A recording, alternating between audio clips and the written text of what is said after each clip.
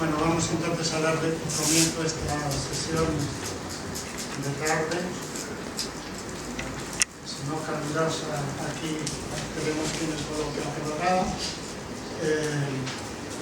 Entonces, en primer lugar, va a intervenir César Pérez con el título Soberanía, ficción y locura. Gracias. Bueno, el título esto es un trabajo en proceso, entonces lo reduje un poquito, y lo que voy a presentar es a partir de una lectura del Seminario de la Pena de Muerte, volumen 1 de Jacques Derrida, respecto precisamente a la maquinaria teológica política de la soberanía y de la muerte. Y eso pensando como posibilidad de lectura de la parte sobre los crímenes de Bolaño, de 1666. Voy a comenzar con una cita. Bueno, las traducciones.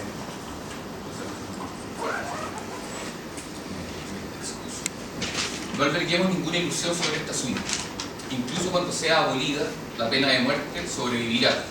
Tendrá otras vidas frente a ella y otras vidas donde hundir sus dientes. Jacques Derrida, Seminario sobre la pena de muerte. La pena de muerte sigue siendo un problema urgente, y lo seguirá siendo. Un asunto urgente en relación con el poder, el derecho, el poder de la ley, el monopolio de la violencia, la soberanía. Los complejos mecanismos que articulan y ejecutan el mandato soberano de la ley están fuertemente relacionados con el poder soberano de matar a cualquiera, es decir, de donar la muerte. Estos mecanismos, en realidad, serían la cifra del poder soberano. El monopolio de la violencia estriba en la excepcional capacidad para matar, dar la muerte, ejecutar excepcionalmente con el fin de preservar la ley, el orden legal, la fuerza de la ley. Esta capacidad única del soberano para tomar una vida, dar la muerte, con el fin de restablecer, mantener el orden, o aquella transgresión capital a la que se recurre con el fin de restaurar una transgresión imperdonable, aparece a lo largo del Seminario de Derrida como un concepto clave para pensar no solo la maquinaria teológico-política, como él llama, sino también para comprender deconstructivamente la muerte, mi muerte, una muerte. Donde da a entender que en la distinción entre muerte y vida se basa un tipo de calculabilidad respecto de la finitud. La distinción entre los conceptos vida y muerte penden de la mera posibilidad de tomar una vida, cuestión que Derrida extiende al sujeto de conocimiento, en tanto calculable y finito, lo que implica la posibilidad misma de constituir un saber acerca de la vida o del sujeto mismo, que se constituye precisamente como finito, calculable, administrable. En el seminario, Derrida sostiene que es la muerte específica de la pena de muerte la que hace posible aquel juicio. No de un juicio, sino la posibilidad del juicio, en tanto que la ficción de la decisión determina la distinción entre una vida y una muerte. Cuestión que refiere explícitamente Derrida al pasaje sacrificial entre muerte y vida. Luego, respecto de la cuestión de la universalidad de la ley, siguiendo la comentación de Derrida en el seminario, se puede decir que la universalización de la distinción entre muerte y vida aparece como un momento crucial en la arquitectónica no solo de lo que él llama soberanía, sino también del sujeto en tanto sujeto de conocimiento. Señalando que la teología política, en tanto maquinaria de la soberanía, aparato, esconde un secreto a voces que se manifiesta espectacularmente en una lógica de supresión de la sensibilidad, lo que llama anestética del horror, la pena de muerte. Bien, siguiendo esta articulación derridiana, me gustaría presentar una lectura de la novela 2666, específicamente de la parte de los crímenes, donde Bolaño describe el descubrimiento de más de 150 cadáveres entre 1993 y 1997 en un pueblo ficcional, un pueblo fronterizo llamado Santa Teresa, frontera entre México y Estados Unidos, donde ambos países se encuentran y se distinguen uno del otro. Este pueblo ficcional refiere a Ciudad Juárez y a los infames feminicidios que tienen lugar ahí y que Bolaño sitúa desde 1993 en una suerte de arbitrario e inimaginable acumulación de cuerpos, de desapariciones, ¿no? Y de alguna u otra forma, lo que me interesaría proponer, problematiza la violencia nómica, ¿no? Relacionada directamente con el neoliberalismo y lo que se ha conocido la guerra contra las drogas. Bien, los Estados Unidos de México han abolido la pena de muerte en el año 2005. Irónicamente, ¿no? Porque desde el 2004 es cuando comienza a incrementar la violencia asociada con la guerra, asociada a la guerra contra las drogas. Entonces, hasta el día de hoy es imposible calcular, dar una cifra exacta de la cantidad de personas muertas relacionadas a la guerra contra las drogas, al Plan Mérida, ¿no? Pero aquí entonces la pregunta emerge, ¿no? ¿Es aún posible pensar la pena de muerte en estados donde aquel castigo excepcional ha sido abolido? El epígrafe, la cita, con la que comencé esta presentación, apunta precisamente es un argumento crítico, una posibilidad de pensar esta cuestión, ¿no? Y de real es así, ¿no? Incluso cuando esta haya sido abolida, la pena de muerte seguirá existiendo. Entonces, si esto es posible, ¿no? Es posible entonces pensar que hay muchas formas de condenar a alguien a muerte, ¿no? Guerra, extrema pobreza, abandono, enfermedad, trabajo, condiciones laborales, coincidencia, chance, y probablemente la lista, ¿no?, de los tipos de condena pueden ser infinitos. Una lista infinita acerca de la finitud, ¿no? Entonces, uno podría decir que todos estamos condenados a morir, pero todos estamos condenados a muerte. Derrida argumenta que el poder soberano, ¿no?, que el poder soberano sería una suerte de maestría, digamos, ¿no?, sobre el momento de la muerte, expropiando por la fuerza la finitud de la vida, ¿no?, forzando la coincidencia entre el tiempo subjetivo de morir con el tiempo objetivo de la muerte. Estoy citando textual. Y el cálculo de cuándo, cómo y dónde cualquiera tiene que morir y es conducido a la muerte. Este cálculo inscribe la pena capital en una zona de indiferenciación entre asesinato y pena de muerte, o incluso el suicidio, dice Derrida.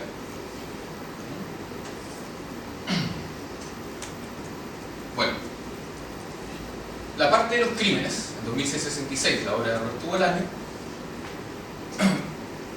nos presenta un desierto plagado de cadáveres de mujeres, la mayoría jóvenes, asesinadas en Santa Teresa. El narrador elige comenzar, ¿no?, con la historia del descubrimiento del primer cuerpo en 1993, ¿no?, de Esperanza Gómez Saldaña.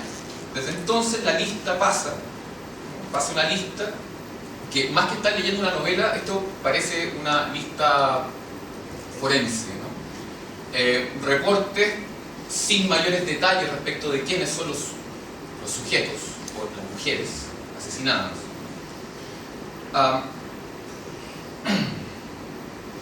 Los cuerpos, los cadáveres, funcionan como una suerte de hitos, ¿no?, que hacen posible calcular el tiempo.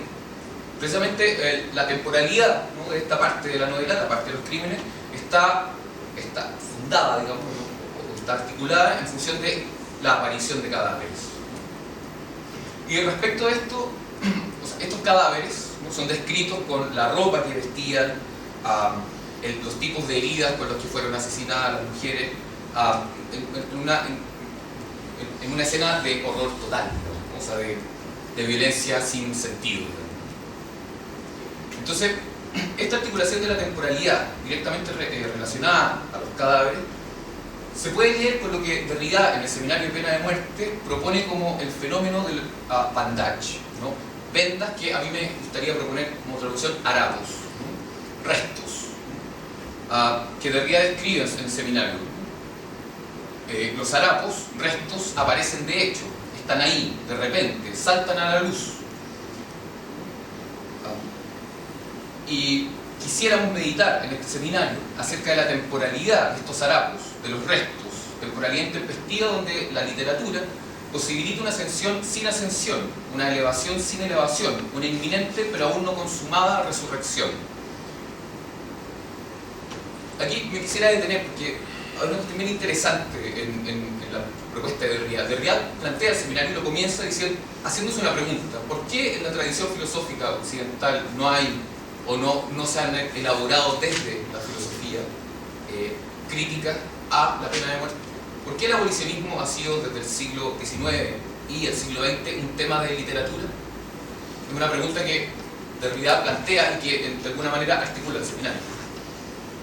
Y bueno, la lista es larga, ¿no? O sea, Víctor Hugo, por ejemplo, dice en su discurso por la abolición de la pena de muerte que el siglo XIX eliminó la ejecución, no la guillotina, ¿no? Pero el siglo XX tendrá que eliminar la pena de muerte. Entonces, los harapos, ¿no? Parecen ser una marca en el interregnum, ¿no? Donde la literatura operaría o desobraría, y desobraría precisamente el tiempo de la presencia, ¿no? El tiempo de los restos no es el tiempo de la presencia, tampoco es la resurrección, tampoco es la redención y tampoco es la ausencia total. Esta noción de interregnum, ¿no? Refiere a una temporalidad y especialidad que refiere a su vez a un cierto tipo de indecidibilidad, un aún no y ya no más, ¿no? Esta indecidibilidad genera formas de entre, digamos, que son implicaciones muy relevantes para pensar lo político y lo literario y la relación entre política y literatura. Siguiendo lo que propone Alberto Moreiras en Exhaustion of Difference, pensando lo político, el interregnum produce un colapso de la categoría histórica y quizás también de lo político, al mismo tiempo que la representación de lo político y de lo histórico. Para pensar este interregno, o pensar este interregno, también es pensar acerca de cómo acercarse a la excepcionalidad, cómo escribir acerca de la excepción, desde dentro, en la indecidibilidad entre el adentro y el afuera, o en el límite, o en los múltiples límites respecto de ello. La literatura quizás revela esta cuestión de la sobrevivencia, de otra cosa que la vida, es decir, el sobreviviente. Y son precisamente quizás, y los cuerpos, más que sobrevivientes, son los que vuelven, los que regresan. Pero regresan no en presencia ni en ausencia, no están ni presentes ni ausentes, ¿no? Regresan fantasmagóricamente. Entre el que regresa y lo que viene, ¿no? Apuntando a una indecidibilidad respecto de qué pasa y qué pasa y qué está por suceder, ¿no? El tiempo fuera de sus goznes, refiriendo a una apertura que mantiene la posibilidad de algo por venir y que acoge lo que aún no tiene nombre. Y Derrida otra vez este no lugar, ¿no? Esta apertura es donde la literatura desobra, donde la literatura se mueve, ¿no? Donde la literatura escribe, ¿no? Y posibilita, o mantiene abierta la posibilidad de pensar otro tipo de justicia no relacionado con la presencia o no relacionado al juicio.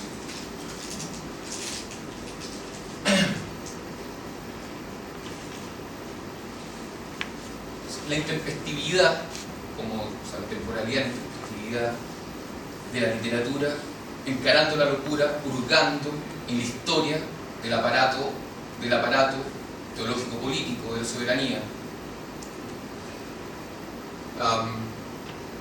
Como digo, es parte de una lectura en proceso, ¿no? Entonces, preferiría dejarlo hasta ahí y quizá el tiempo para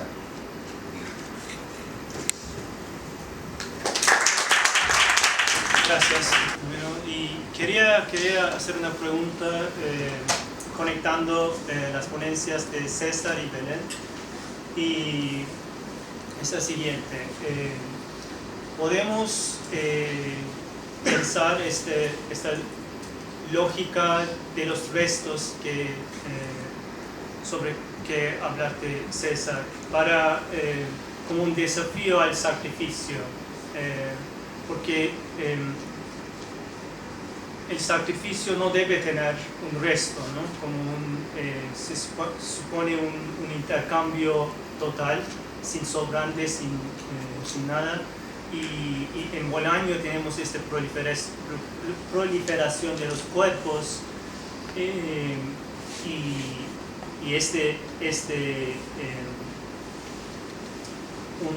un resto que no se puede asimilar. Entonces estaba pensando, porque Bolaño no, como explicaste, César, Bolaño no explica a los muertos, no, el misterio queda sin resolución, y lo que tenemos son los restos, los cadáveres. Entonces estaba pensando como una manera de pensar estas dos ponencias juntos, como problematizar el sacrificio a través del resto. ¿Sería posible? Y también en cierto momento también lo que expuso Peter, justamente porque respecto a la decisión, tiene que ver con lo que, pasando de Bolaño a Derrida, con lo que Derrida en el seminario de pena de muerte habla como el sacrificio abrámico, o sea, del orden abrámico de la historia, el sujeto sacrificial como parte del andamiaje, o sea, como parte, no sé si fundamento, pero como parte muy relevante del andamiaje de la maquinaria teológico-política y lo que llama monoteísmo. Ahora la idea del sacrificio sin resto, digamos, es una dialéctica total, una síntesis total.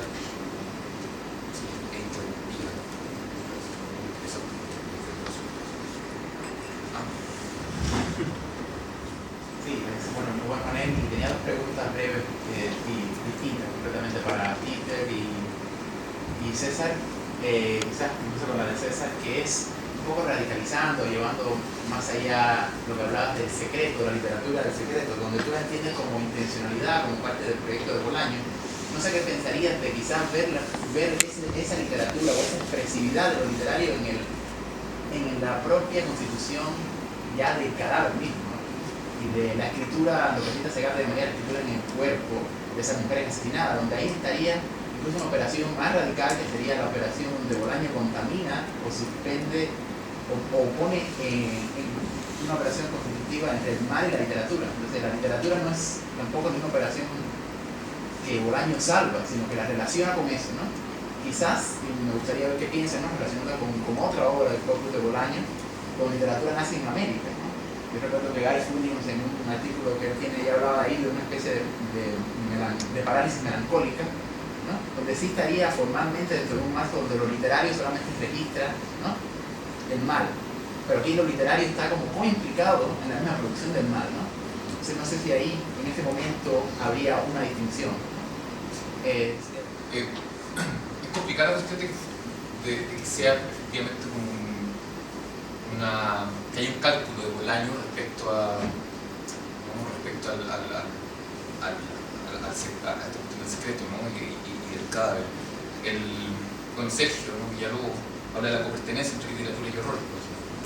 Precisamente en ese mismo sentido, así como está mencionando el trabajo de Garbes, ¿no?, respecto a la parálisis melancólica.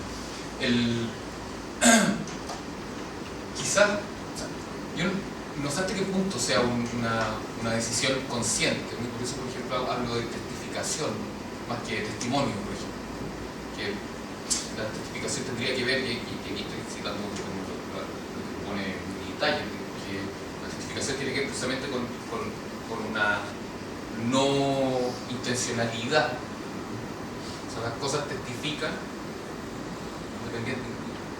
justifican sin necesariamente querer testimoniar. ¿Se entiende? Pues, sin embargo, el tratamiento, porque es complicado la cuestión de Bolaño, porque también en otro punto uno podría pensar que incluso hay una cuestión moral también funcionando. O sea, el exceso y el uso del lenguaje y cómo muestra el orden, digamos, falocéntrico de la investigación, ¿no? El orden falocéntrico que reinaran en Santa Teresa, casi como una exposición casi moral, incluso, por exageración. A propósito de que citaba a Rita Laura Segato, precisamente el orden del feminicidio. Bueno, a mí me interesaría mucho que comentarais un poco los tres, ¿no? Porque ha salido en las tres intervenciones ese concepto del peaje que tú denotabas, ¿no? De tributo, la víctima sacrificial es el peaje que se utiliza como valor de cambio, ¿no? Ahora, ¿no? Y cómo lo que hace Ferlosio, lo que hace Bolaño, lo que estabas también apuntando tú, es irse fuera de esta dinámica, ¿no? Y estaba pensando si también en el momento del evento de los disparos en la iglesia afroamericana, la iglesia negra hace poco en Estados Unidos, ¿no?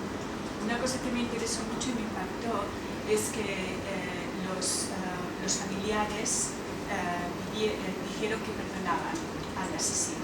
¿Por qué no querían entrar en esta dinámica que el no perdón les hacía entrar de dependencia, ¿no? Eso me pareció súper interesante porque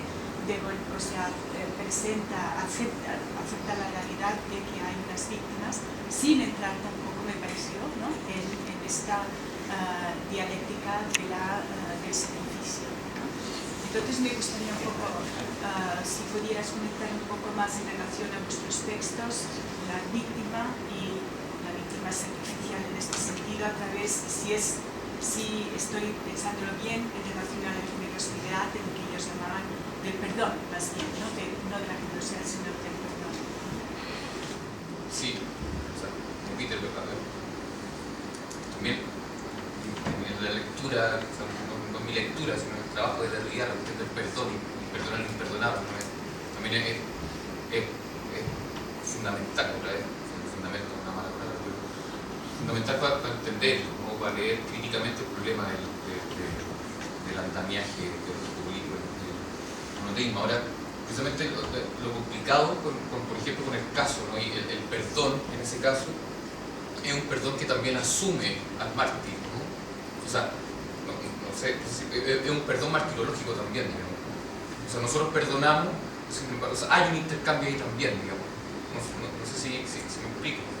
Cuestión que en Bolaño no hay ni perdón ni no perdón, o sea, no hay nada en ese sentido, digamos. O sea, es como es el horror, en ese punto. Y ahí yo tenía una pregunta, o sea, aprovechando la misma pregunta tuya, una pregunta sobre Sánchez Ferlosio. Ya habla del valor de cambio. Y en algún punto, respecto al valor de uso. O sea, hay el valor de cambio como intercambio, pero hay otro modo de intercambio, claro,